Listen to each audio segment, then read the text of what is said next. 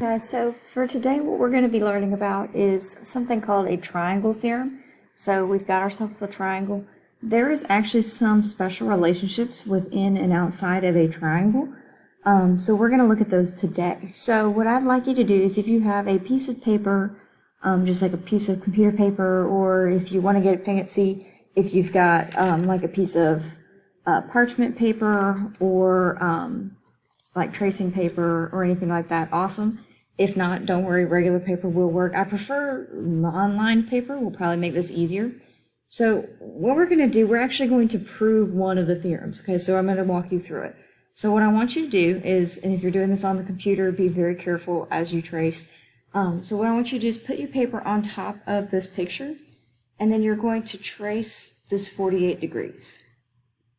Okay, you only need to go a little bit beyond it. It doesn't need to be super big. I'm going to make mine a little darker just so you can see it better. So once you've traced it, yours does not need to be as dark as mine. You're going to label it. So this angle right here is 48 degrees. Okay, so then what you're going to do is you're going to turn this picture to the next angle. So I'm just going to turn it so that this 109 is kind of off to the side here. And I'm going to line up one of the edges of this 48 degrees with the side of the 109. Okay, so if you see this line right here for the 48 degrees is on top of this line for 109. And then I'm just going to trace the other leg. And again, I'm going to do mine kind of dark so you can see it better. All right, so then I have this angle right here, which is 109.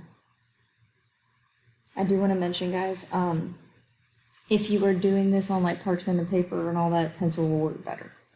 All right, and then we're going to do the same thing with this last angle. So again, I'm going to match it up with the side here. I'm going to draw that.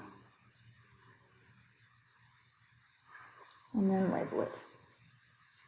So this will be 23 degrees. All right, so what we've done is I've taken this picture and I've just basically put the angles next to each other. That's really all I did here. So if you notice across the bottom here, these three angles make a straight line.